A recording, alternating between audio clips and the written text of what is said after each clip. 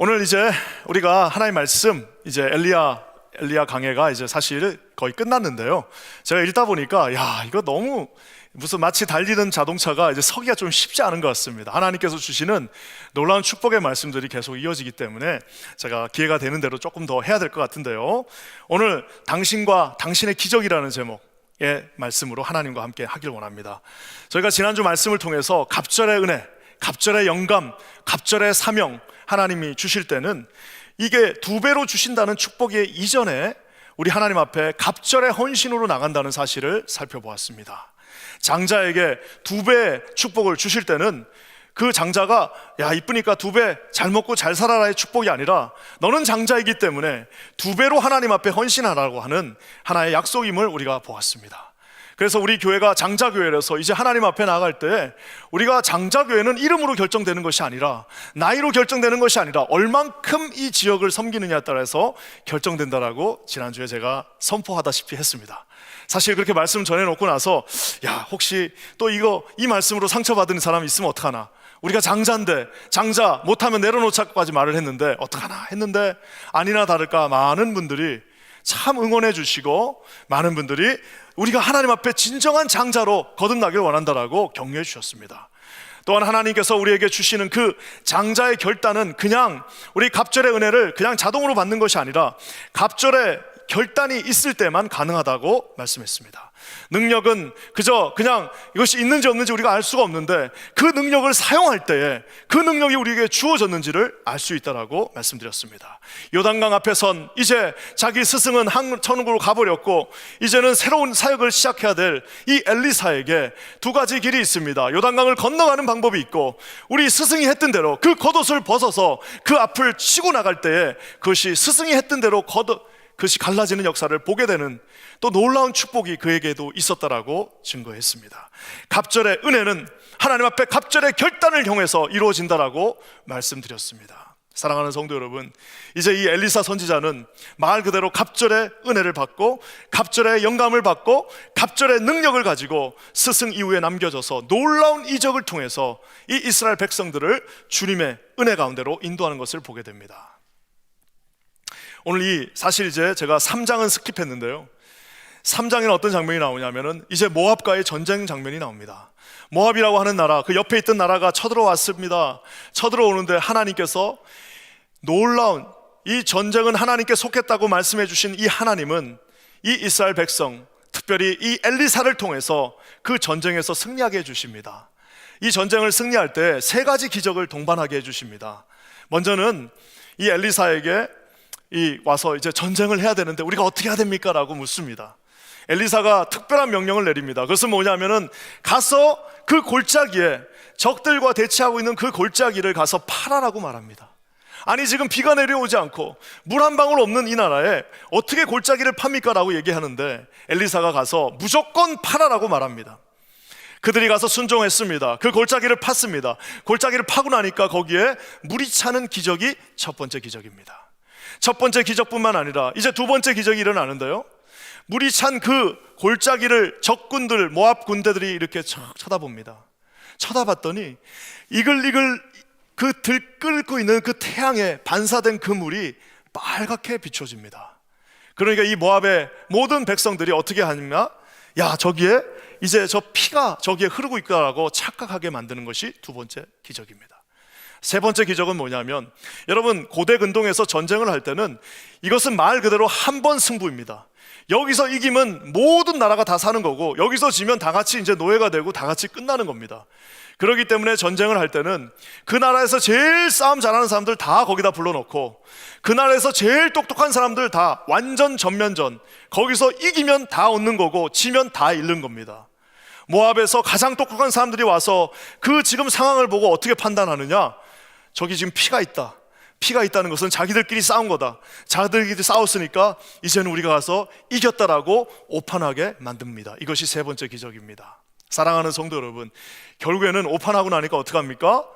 대열을 흩어버리고 갖고 있던 무기들을 놓고 가서 이제 훔치러 가자, 노력하러 가자라고 하면서 그곳으로 뛰어나가면서 이 전쟁은 역전되어 버립니다.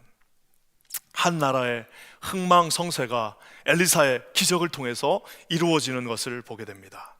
사랑하는 성도 여러분, 제가 이제 계속해서 이 기적에 대해서 설교하고 있는데, 이 기적이라는 것은요, 생각하기 나름으로 성경에 나와 있는 기적은 우리가 참 믿기가 오히려 쉬울 수 있습니다.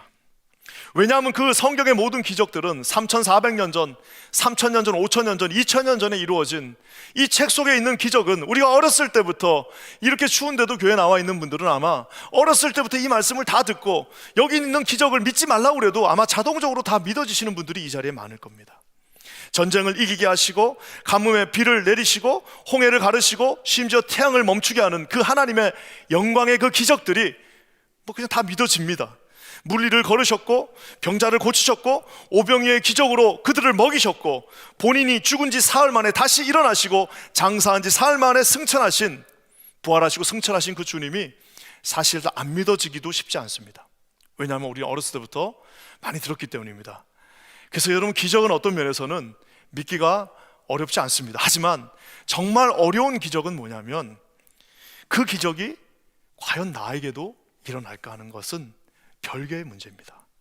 내 삶 가운데 그렇게 엄청난 태양이 멈춘 것도 믿어지고 홍해가 두 쪽으로 갈라지는 것도 믿어지고 죽은 자가 살아난 것도 나는 다 믿습니다. 아멘 했지만 실질적으로 이 기적이 내 삶 가운데 일어나느냐에 대해서는 손이 떨리기 시작한다는 사실입니다. 하나님께서 그렇게 수없이 많이 성경에 두려움 말라, 내가 그 모든 약속들을 해결해 주겠다라고 말씀해 주셨음에도 불구하고 두려운 것이 우리 인생입니다. 하나님 앞에 그 수없이 많은 예수 그리스도의 기적을 보았지만 여전히 내 마음이 의심되는 것은, 그 기적이 성경에 있을 때는 아무 문제가 되지 않지만 그 기적이 내 삶 가운데 실제로 일어나느냐를 우리가 놓고 판단할 때는 두려움이 앞서는 것이 인생입니다. 사랑하는 성도 여러분, 우리가 이 뉴욕에 살면 참 좋은 점이 있습니다. 그래서 뭐냐면, 미국에 있는 많은 책들과 많은 영화들이 다 이 뉴욕에서 쓰여지고 또 뉴욕을 배경으로 하고 있습니다. 우리가 34번가의 기적이라는 그 크리스마스 영화를 한 번쯤은 들어보셨을 겁니다. 이 영화가 얼마나 좋으면 4번이나 리메이크 됐습니다. 그래도 1947년작이 최고인데 34번가의 기적, 즉 맨하탄 저쪽 동쪽에서부터 맨하탄 저 서쪽까지 딱 중간을 뚫고 있는 그 34번가 중간에는 우리가 아는 것처럼 메이시 백화점이 있습니다. 거기에 이제 산타클로스로 하이어된 할아버지의 이야기입니다. 근데 그 영화가 그렇게 사랑받는 이유가 있습니다. 그것은 뭐냐면, 그 영화에 무슨 엄청난 기적이 나오고 그 판타지가 있어서 그 영화가 사랑받는 것이 아니라, 그 영화가 사랑받는 이유는 우리가 살고 있는 이곳 34번가에서도, 그 메이시 백화점에서도 기적이 일어났다는 사실 때문에 사람들이 열광하고 환호하고 있습니다. 사랑하는 성도 여러분, 34번가에서 기적이 일어난다면 이곳 23번가에서도, 우리 킨자님교회가 로케이트하고 있는 이 23번가에도, 오늘 이 자리에 계신 모든 성도들에게도 하나님께서 우리들의 삶 가운데 동일한 기적으로 함께 하시기를 주님의 이름으로 간절히 축원합니다. 사랑하는 성도 여러분, 오늘부터 우리가 이 아멘 하는 것도 좀 연습을 해야 될 것 같아요. 이 아멘이 뭐예요? 그대로 이루어질 줄 믿습니다. 오늘 우리 이 말씀이 오늘 이 34번가가 아니라 23번가 이 구석에서 이루어지는 놀라운 역사가 있기를 주님의 이름으로 간절히 축원합니다. 사랑하는 성도 여러분, 이 기적에 아까 제가 얘기한 것처럼 이 엘리사 선지자가 나라를 구했습니다. 나라 전체를 구했는데 3장에서 나라 전체를 구한 엘리사 선지자가 이제는 한 가정, 조그만 한 이제 여인에게로 오는 장면입니다. 우리 하나님 앞에 기적을 베푸는 것을 우리가 보기 위해서는 두 가지로 우리가 그 앞에 나가야 합니다. 먼저 첫 번째 한번 볼까요? 우리 1절 말씀입니다. 우리 한번 다 같이 한번 1절 읽겠습니다. 시작. 선지자의 제자들의 아내 중의 한 여인이 엘리사에게 부르짖어 이르되, 당신의 종 나의 남편이 이미 죽었는데 당신의 종이 여호와를 경외하는 줄은 당신이 아시는 바니이다. 이제 빚준 사람이 와서 나의 두 아들을 데려다 그의 종을 삼고자 하나이다 하니. 여기 보면은 지금 굉장히 어려운 상황이 도래하게 되었습니다. 경건하게 하나님을 섬기던 한 사람, 경건하게 하나님을 섬기던 그 종이 죽었다라고 하면서 이 장면이 시작됩니다. 선지자의 제자들 중에 한 명이었다고 말하고 있습니다. 아마 7,000명 중에 한 명이었을 수도 있고, 그 많은 선지자 중에 한 명이었던 그 선지자의 종 중에 하나가 이제 죽었다라고 말하고 있습니다. 지금으로 따지면은 이게 딱 그냥 이거 누가 하면 딱 마음에 들어요. 신학생, 이제 신대원 1학년 막 들어간 신학교 1학년 학생이라고 보면 됩니다. 그 학생이 결혼을 해가지고 이제 자식들 아들 둘 딱 낳았는데 와이프 하나 놔두고 사모님 놔두고 먼저 천국 간 겁니다. 저도 신학교 시절이 있었지만 그때만큼 힘든 시절이 없었던 것 같아요. 어제 이 말씀 준비하면서 저희 아내랑 우리 신학교 시절에 참 뭐 신났지 이렇게 하는데, 우리 아내가 그때 그 쓰레기통 우리 항상 뒤지러 다녔잖아, 그 얘기를 하는 거예요. 그래서 내가 우리가 언제 그랬냐고. 그때 지금 가만히 또 생각해 보니까 그때는 참 필요한 게 많은데, 그래서 어떻게 했냐면은 이제 토요일 날 주말 되면은 차 타고 이렇게 조금 잘 사는 동네를 이렇게 다니면은 어떻게 해요? 길거리에 뭐 이렇게 버려놓은 가구들도 있고 이러면은 그거 좀 창피하긴 하지만 가서 하나씩 들고 와가지고, 그 내가 그때 참 즐겁지 않았냐고 그랬더니 우리 아내가 뭐가 즐거웠냐고. 시간이 지나면 다 즐겁게 느껴지는데 쉽지는 않았을 것입니다. 딱 그 장면이 생각났습니다. 심지어는 여기 뭐라고 나와 있냐면은 당신의 종 나의 남편. 우리가 생각할 때는 나의 남편 당신의 종이라고 할 법도 한데, 성경에는 항상 중요한 것이 먼저 나옵니다. 당신의 종, 그 다음에 나의 남편. 이 아내의 입장에서 봤을 때는 야속했던 그 남편의 역할을 하기보다는 어떤 면에서는 하나님의 부르심 앞에 충성을 다해서 이 두 아들 남겨놓고 아무것도 남겨놓지 않고 세상에 하나님 일한다고 그렇게 다녔는데 세상에 남긴 것은 빚밖에 없어서 이제 이 두 아들이 그 채무자의 종이 될 판입니다. 노예가 될 판입니다. 남겨놓은 것이 아무것도 없어요. 남편이었던 신학생이 여호와를 경외하는 것, 그것을 엘리사 선지자 당신 아시지 않습니까? 그가 죽었습니다. 구약시대에 남편의 죽음, 남편의 부재는 이것은 삶의 부재하고도 똑같습니다. 더 이상 모든 공급의 근원이 끊어져 버렸습니다. 있을 때도 힘들었는데 그 있던 것조차 없어져 버린 이 절대절명의 이 자매님, 여자에게 오늘 주님이 찾아오시는 겁니다. 사랑하는 성도 여러분, 저는 이 상황을 이렇게 지켜보면서 이것은 여러분 그냥 하나의 해프닝이 아니라 구약시대 전체 그 신학을 흔드는 하나님 앞에서 너무나도 당황스러운 일입니다. 우리 주님이 많은 출애굽기 말씀과 신명기의 말씀을 통하여서 이렇게 말씀하시지 않습니까? 나를 사랑하고 내 계명을 지키는 자에게는 내가 천대까지 그 은혜를 내가 잊지 않겠다라고 말씀하고 있습니다. 나를 사랑하고 내 계명을 지키는 자, 선지자의 하나로서 하나님 앞에 최선을 다하여 자신의 젊음과 자신의 모든 삶을 드렸건만 아합의 그 박제와 그 앞에 속에서 죽을 수밖에 없었던 그 한 선지자가 이제는 천대는 고사하고 2대도 못 가서 그 자식들이 전부 다 노예로 팔려갈 상황에 처해버렸습니다. 의심하고 자줄할 수 있었지만 이 여인은 오늘 특별한 탁월한 선택을 합니다. 이 여인은 이제 여기서 무너져 버릴 수도 있습니다. 이제 다 끝났다. 그렇게 하나님 섬기고 우리 남편이 그렇게 하나님 앞에 서 있었고 그렇게 모든 것들을 하나님 먼저 하고 했는데 남은 것은 빚밖에 없고 우리 두 자녀들 이제 다 팔려가게 생겼습니다. 내 더 이상 하나님 믿을 수 없습니다라고 그런 불평과 원망의 길로 갈 수도 있었지만 이 여자분은 오늘 어떻게 했습니까? 선지자의 제자들 바로 엘리사에게 달려가서 그 앞에서 부르짖었다라고 말하고 있습니다. 사랑하는 성도 여러분, 엘리사를 찾아갔다는 그 말은 그냥 그 신학교 총장 교장 선생님한테 찾아갔다는 말이 아니라 하나님을 찾아갔다. 구약의 그 선지자는 하나님의 말씀을 대변하는 자였습니다. 구약의 선지자는 하나님의 말씀을 직접 행하는 자였습니다. 그 앞에 찾아가, 즉 하나님 앞에 찾아가 자기가 만날 수 있는 하나님 앞에 지금 찾아가서 그가 부르짖고 있다라고 오늘 성경이 말하고 있습니다. 울부짖고 있습니다. 외치고 있습니다. 아니 선지자님, 어떻게 이런 일이 일어날 수 있습니까? 하나님, 도대체 어떻게 이런 일이 내 가정, 우리 가정 가운데 일어날 수 있습니까? 라고 그 기도의 자리, 그 앞에 나가 울부짖고 있는 그의 모습을 보게 됩니다. 사랑하는 성도 여러분, 저는 이 말씀을 묵상하면서 하나님은 우리 가운데 기적을 베푸실 때 반드시 그 패런이 있습니다. 우리가 그 패런을 먼저 봤으면 좋겠는데, 우리 2절 말씀입니다. 한번 2절 다 같이 한번 읽어볼까요? 시작. 엘리사가 그에게 이르되 내가 너를 위하여 어떻게 하랴? 너의 집에 무엇이 있는지 내게 말하라. 그가 이르되 계집종의 집에 기름 한 그릇 외에는 아무것도 없나이다 하니. 하나님이 우리의 인생에, 우리 성경 말씀에 많은 기적들을 베푸실 때 그 패런이 있습니다. 첫 번째 뭐냐? 우리 주님 물으십니다. 내가 너를 위하여 어떻게 하랴? What shall I do for you? 나 너를 위해서 내가 뭘 해야 되냐? 말합니다. 우리가 잘 아는 것처럼 예수님께서 여리고성으로 들어가실 때 한 소경 무리들이 하나님 앞에, 그 예수님 앞에 뭐라고 합니까? 주여 우리를 불쌍히 여겨주세요. 예수님 우리를 불쌍히 여겨주세요라고 외치는 그 소경들에게 주님이, 그래 내가 너를 불쌍히 여기니까 내가 너를 살려주마라고 말하지 않는 대신 뭐라고 말씀하십니까? 우리 주님이 내가 너희에게 무엇을 해주길 원하느냐라고 먼저 물으십니다. 내가 너에게 뭘 해줬으면 좋겠냐라고 우리 주님이 먼저 퀘스천을 던지십니다.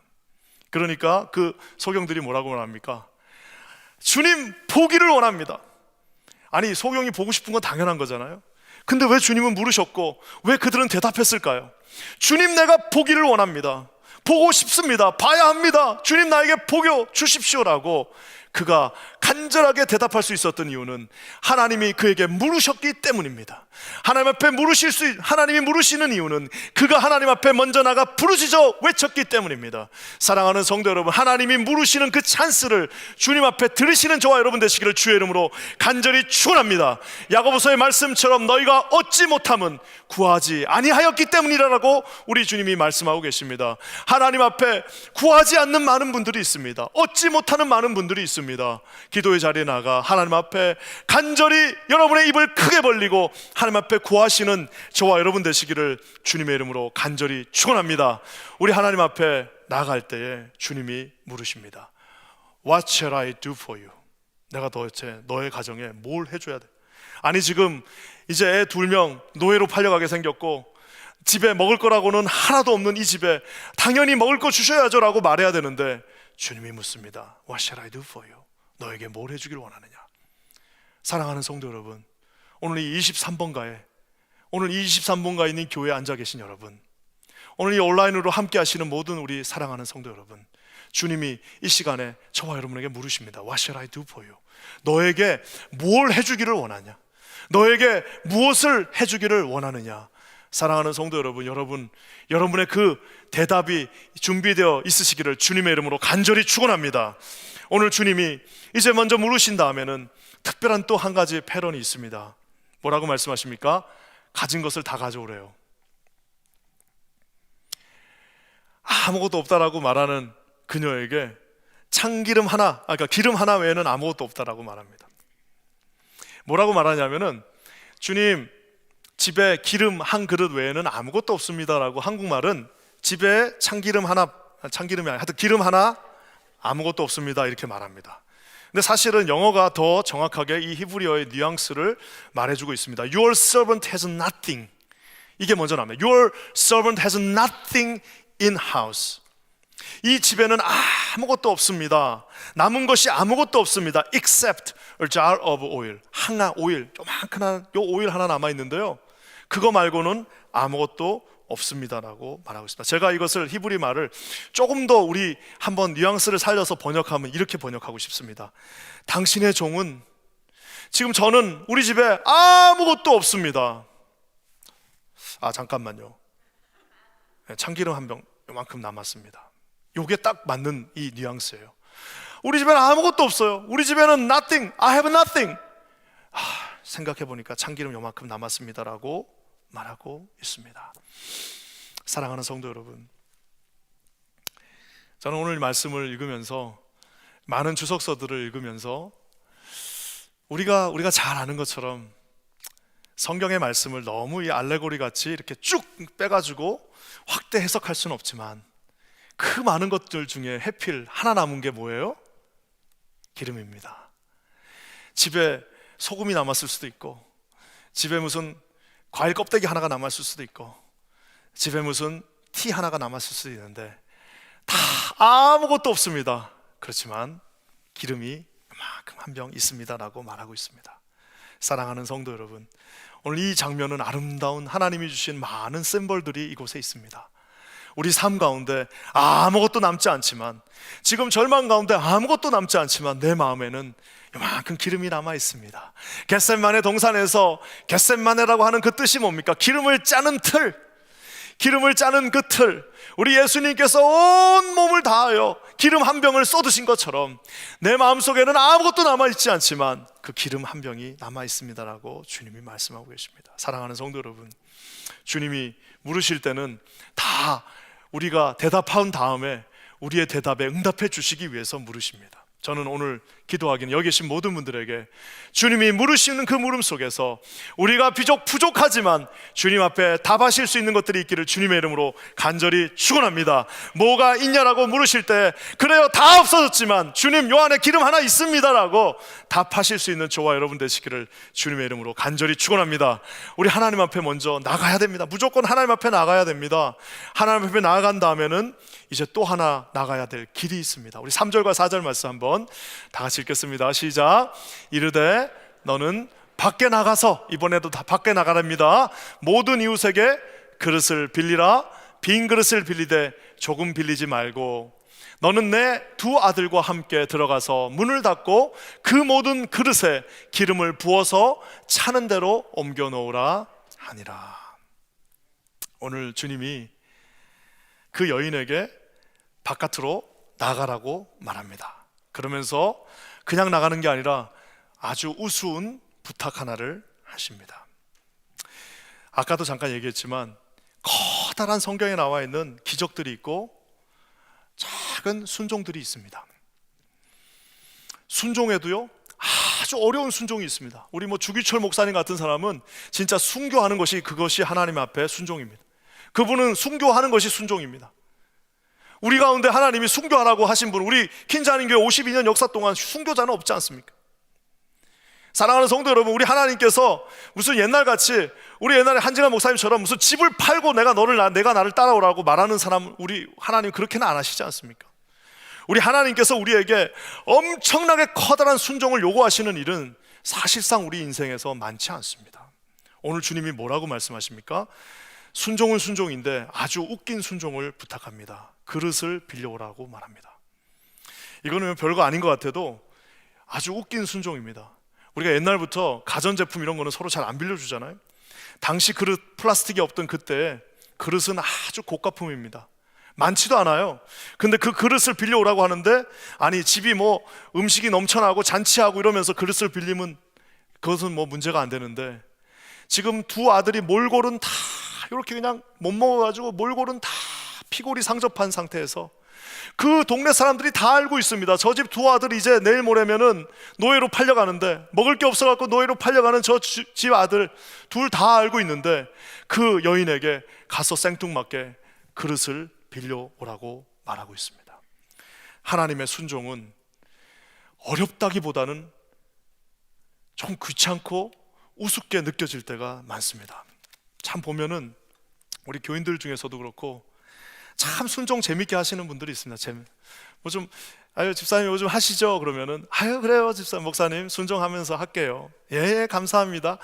그 정도는 제가 할 수 있죠 하고 기쁨으로 하시는 분들도 있는데, 제가 볼 때 별거 아닌 것도 참 순종 못 하시는 분들도 있습니다. 이런 핑계 저런 핑계, 볼 때 좀 우스워 보여서 이런 걸 내가 해야 되나, 그러면서 그 순종의 기회들을 놓치는 많은 분들을 봅니다. 사랑하는 성도 여러분, 성경에도 많은 순종들이 나오지만 그 순종들이 아주 보잘것없고 우스워 보이는 순종들도 많습니다.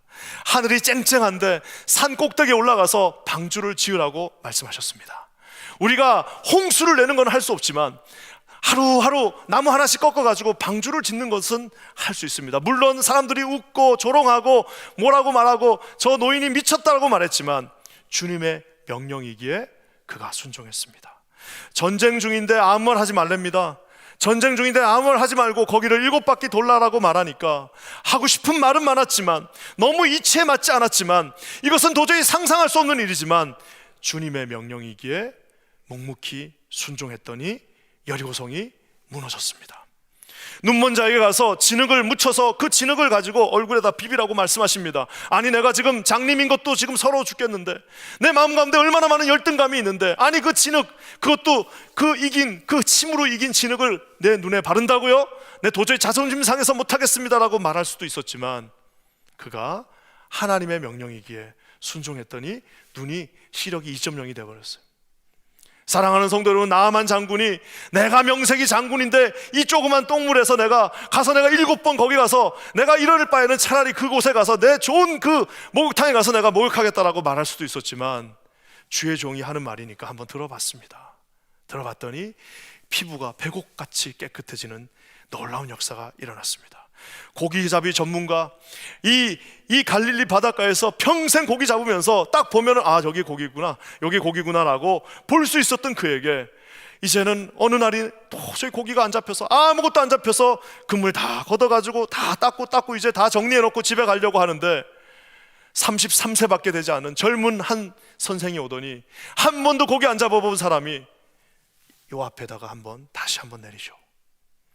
좀 귀찮겠지만 요 앞에다가 다시 한번 내려보십시오. 속으로는 요 앞에다가 내가 수백 번 잡아봤지만, 내 어렸을 때부터 잡아봤지, 요 앞에는 고기 안 잡히는 곳입니다, 지금 그물 다 끝냈습니다 라고 말할 수도 있지만, 하나님 앞에 조금 귀찮았지만 내려봤습니다. 내려봤더니 그곳에 수도 셀 수 없지만 고기가 잡히는 역사를 보게 되었습니다. 사랑하는 성도 여러분, 순종하는 거 어렵지 않습니다. 하나님 앞에 순종하는 거, 우리 중에 하나님이 우리에게 오늘 당장 순교하라고, 너 집 팔라고 순종하라고 말하시는 하나님, 그 특별한 때나 그러시지 우리에게 그런 기회 잘 오지 않습니다. 순종하는 거 별거 아닌 것 주님이 오늘 순종하라고 하십니다. 사랑하는 성도 여러분, 오늘 이 여인에게 주님이 그릇 가져오라고 말씀하셨습니다. 창피해서 안 갈 수도 있었고, 아이고 자존심 상해서 안 갈 수도 있었고, 아니 지금 우리 두 자녀가 내일 모레면 팔려갈 판인데 무슨 그릇을 가져갑니까? 라고 의심할 수도 있었지만, 하나님 앞에 나가는 그 순종이 있었을 때에 놀라운 기적이 함께한다는 사실을 사랑하는 성도 여러분, 반드시 기억하시기를 주의 이름으로 간절히 축원합니다. 오늘 그 그릇 가지러 나가는데 주님이 한 가지만 단서를 답니다. 그냥 가지러 가는 것이 아니라 뭐라고 말씀하십니까? 빈 그릇을 빌리되 단서 하나가 붙습니다. 조금 빌리지 마라. 야, 여기서부터는 진짜 개인기입니다. 믿음의 개인기. 어떤 사람한테는 빈 그릇 가져오라고 그러니까 지금 배가 고파서, 그래 아들 너 하나 가져오고, 그래 시키니까 하나 하자, 너 하나 가져오고 나 하나 가져와서 딱 3개 가져오자. 그것도 순종하는 거니까 3개 가져올 수도 있고, 만약에 이것을 진짜로 믿는다면 가서 네가 네 친척부터 시작해서 안 되면 훔쳐서라도 수백 개의 그릇 가져올 수 있는 모든 바켓스 다 가져오라라고 할 수 있는 것이 믿음입니다. 믿음이 여기서 3개를 가져올 수도 있고 300개를 가져올 수도 있습니다. 사랑하는 성도 여러분, 저는 이 여인이 훗날에 한번 자기 자신의 인생을 회상할 때 가장 기쁘고 감사한 순간은 이 순간이고, 가장 후회스러운 순간도 아마 이 순간일 것 같아요. 왜? 그 놀라운 기적을 봤으니까 얼마나 감사합니까? 하지만 야, 그때 조금 창피하더라도 가서 그 옆에 있는 그거 들고 왔어야 되는 거 하는 그런 여러분 후회가 남지 않겠습니까? 사랑하는 성도 여러분, 저는 우리 인생 가운데 우리 빈 그릇 들고 오지 못해서 후회하시는 분들 한 분도 없기를 주님의 이름으로 간절히 축원합니다. 저와 여러분의 삶에 하나님이 얼마나 많은 빈 그릇들을 주셨습니까? 우리 이 시간에 많은 빈 그릇들, 우리 하나님이 주신 이 모든 재능의 그 빈 그릇들, 우리 하나님이 주신 이 건강의 빈 그릇들 그렇게 많이 주셨는데, 그거 그냥 찔끔찔끔 한두 개만 쓰다가 그거 다 써보지도 못하고 그 많은 빈 그릇들을 남긴 채 후회하는 인생이 아니라, 오늘 주님이 그 작은 것들 순종하라고 말씀하실 때 여러분이 하실 수 있는 모든 빈 그릇들을 그 앞에다가, 그 발 앞에다가 드릴 수 있는 저와 여러분 되시기를 주님의 이름으로 간절히 축원합니다. 저는 우리 퀸즈 안인교회가 저는 처음에 여기 부임하는 날부터 저 천장을 보면은, 야, 이 천장 이렇게 큰 거를, 이렇게 큰 빈 그릇을 이걸 어디다 써야 될까라고 하고 생각을 할 수밖에 없습니다. 사랑하는 성도 여러분, 이거 아끼는 교회가 아니라 이 주신 이 큰 빈 그릇을 이 모든 열방을 위하여 온전히 드릴 수 있는 그런 교회가 되기를 주님의 이름으로 간절히 축원합니다. 어제도 우리 하나님께서 주신 은혜가 크고 오늘도 크고 내일도 클 것입니다. 우리 하나님 앞에 지난주에 우리 교회 이제 올해부터 이제 장학금 저희가 정말 열심히 하기로 했습니다. 큰 재정은 아니지만 우리 장학금 이제 하나님 앞에 다 저희가 이제 매년 드리기로 결정했습니다.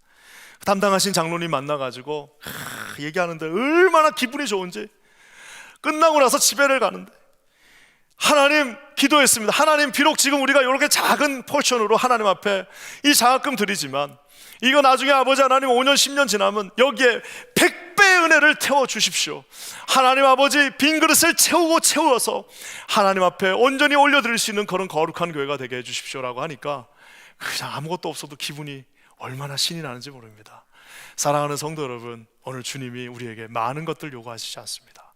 우리 마음에 그 빈 그릇을 주님 앞에 가지고 나오시는 저와 여러분 되시기를 주님의 이름으로 간절히 축원합니다. 하나님 앞에 나가고 하나님 앞에 순종으로 나갈 때 주님이 주시는 놀라운 축복이 있습니다. 여러분, 우리 5절과 6절 한번 읽어볼까요? 5절 6절입니다. 시작. 여인이 물러가서 그의 두 아들과 함께 문을 닫은 후에 그들은 그릇을 그에게로 가져오고 그는 부었더니 그릇에 다 찬지라. 여인이 아들에게 이르되 또 그릇을 내게로 가져오라 하니 아들이 이르되 다른 그릇이 없나이다 하니 기름이 곧 그쳤더라. 여기 보면은 이제 그릇을 두 아들하고 다 가져왔습니다. 두 아들과 함께 문을 탁 닫았습니다. 이제는 골방이 되었습니다. 주님하고 그 가족들만 있습니다. 그리고 그에게로 가져가니까 거기서 이제 기름들이 멀티플라이 되어 오버플로잉 되는 역사가 일어납니다. 제가 이렇게 이제 설교 준비를 하면서 이런 책들을 이것저것 읽어보니까, 주석서를 읽으니까 어떤 신학자가 이 장면을 이렇게 표현하고 있습니다. 하나님께서 그들에게 손맛의 축복을 주셨다. 야, 저는 이거보다 더 좋은 표현이 없는 것 같아요. 이 기름이 그냥 하나님께서 그 플라스틱 병에다가 쌓아가지고 그냥 떡하니 앞에다 준 것이 아니라 우리 주님께서 그들의 손을 통하여서 끈적끈적한 그 기름이 그곳에 흐르고 넘치는 그 손맛의 축복을 그들에게 허락해 주었습니다. 사랑하는 성도 여러분, 이제 이 가족은 어디에 가도 그 끈적끈적했던 하나님이 그 그릇을 갖다 댈 때마다 그 그릇이 풍성하게 채워지는 그 은혜를 체험하고 손으로 느꼈을 것입니다. 가만히 생각하고 나니까 성경에 그런 장면들이 많습니다. 우리 하나님께서 기적을 처음 베푸실 때 가나의 혼인잔치가 막 무르익고 가는데 포도주가 떨어졌습니다. 포도주가 떨어지니까 마리아가 즉각적으로 깨닫고 센스 있게, 자, 저분이 하시는 대로, 저분이 말하는 대로 무슨 말을 하든지 그대로 순종해라고 할 때 주님이 그 큰 자루에 갖다가 물을 부으라고 말합니다. 도대체 지금 포도주가 떨어졌는데 물로 어떻게 하자는 거야? 에이, 그 말도 안 되는 소리를 내가 왜 하냐 하고 손을 털었던 종들도 있을 거고, 시키니까 아유 그래 한번 해보자 하고 힘들었지만 그 물을 낑낑낑낑 끌고 가서 그 자루에다가 붓는 그 종의 손끝에는 물이 묻혀져 있었을 겁니다.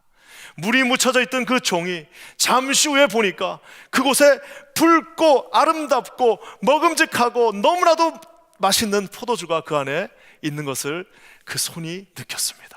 사랑하는 성도 여러분, 그뿐만 아니라 우리가 아는 것처럼 오병이의 기적을 체험할 때에 우리 주님께서 5천 명에게 그저 그냥 쫙 한 번에 먹이신 것이 아니라 제자들에게 바구니를 가지고 오라, 바구니를 나누어주는 그 제자들은 그 바구니 속에서 그 떡들이 넘쳐나는 것들, 그 떡들이 멀티플라이 되는 것들, 그 떡들과 고기들이 계속해서 불어나는 그 손끝의 축복을 느끼고 기억하고 있다라는 사실입니다. 사랑하는 성도 여러분, 저는 오늘 저와 여러분들이 하나님이 주신 이 손끝의 축복을 반드시 체험하시기를 주님의 이름으로 간절히 축원합니다. 우리 아마 베드로의 그 기억 속에 많은 기억들이 있지만 베드로의 기억 속에 주님이 저곳에 그 그물을 던지라고 말씀하셨을 때에 주님 안 되는 거는 알고 있지만, 주님 귀찮지만, 주님 이미 영업은 끝났지만 하나님이 명령하시니까 내가 당신 앞에 순종하는 마음으로 그물을 던지겠습니다고 했을 때 그 손끝에서 그 베드로의 두꺼운 손에 그 153마리의 물고기들이 뛰노는 그 손끝의 축복이 그에게 평생토록 기억에 남았을 것입니다.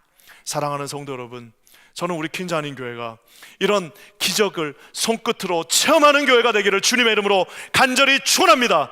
우리 23번가에 우리의 함께 있는 이 공동체에 하나님께서 채워주시는 놀라운 축복의 은혜가 우리의 손끝을 타고 이 열방을 향하여 나가는 교회가 되기를 주님의 이름으로 간절히 축원합니다. 이 손맛을 본 사람들은 두려워하지 않습니다. 하자고 그럴 때 여러분, 두려워하는 사람들은 손맛을 본 적이 한 번도 해본 적이 없으니까 그릇 가져오라고 그러면 왜 가져오냐? 그릇 가져오라고 하면 무겁다. 그릇 가져오라고 그러면 2개면 되지 않냐? 3개는 필요 없다.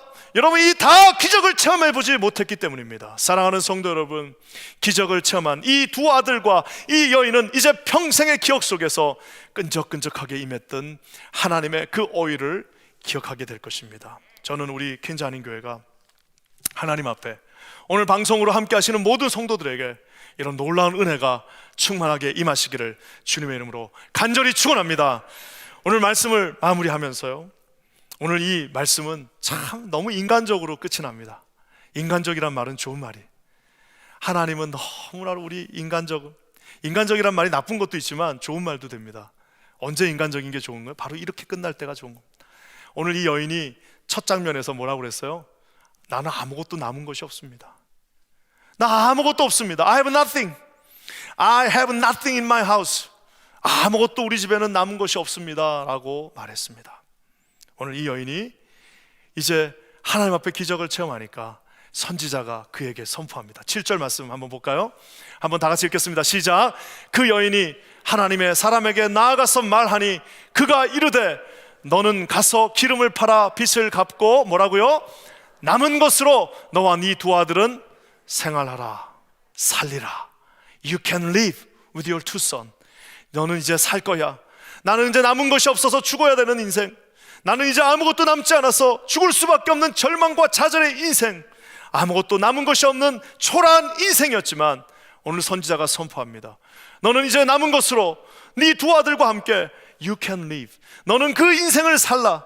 축복하며 살라. 나누며 살라. 간증하며 살라. 선교하며 살라. 하나님 앞에 충만한 은혜로 채우며 살라라고 오늘 주님이 우리에게 말씀하고 계십니다. 사랑하는 성도 여러분, 오늘 주님 앞에 나갑시다.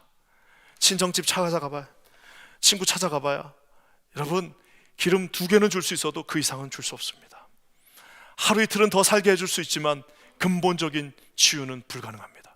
오늘 주님 앞에, 온전히 주님 앞에, 우리의 인생을 온전히 변화시켜 주실 그 주님 앞에, 23가의 그 기적이 있는 그곳에 나아가시는 저와 여러분 되시기를 주님의 이름으로 간절히 축원합니다. 우리 모두에게 하나님의 은혜가 함께 할 것입니다. 우리 다 같이 기도하겠습니다. 하나님 감사합니다. 오늘 주님 앞에 우리가 섭니다. 하나님 아버지, 너무나도 좌절스럽고 절망스러운 상황, 아무것도 남지 않아서 이제는 우리에게는 아무런 소망이 없다고 하는 상황이 있는다 할지라도 주님 앞에 나와 하나님, 주님 앞에 나아갑니다라고 부르짖고 나아가며 하나님의 기적을 바라는 사랑하는 모든 성도들 되게 하여 주시옵소서. 아버지 하나님의 그 수천 년 전에 임하였던 엘리사의 기적이 23가 오늘 이 시간에 이곳에서 예배드리는 모든 영혼들, 하나님 앞에 온라인으로 성도 예배드리는 모든 성도들의 각 가정 위에 충만하게 임하게 하여 주시옵소서. 우리에게 놀라운 일들을 이루실 주님을 찬양합니다. 예수님의 이름으로 간절히 축복하며 기도합니다. 아멘.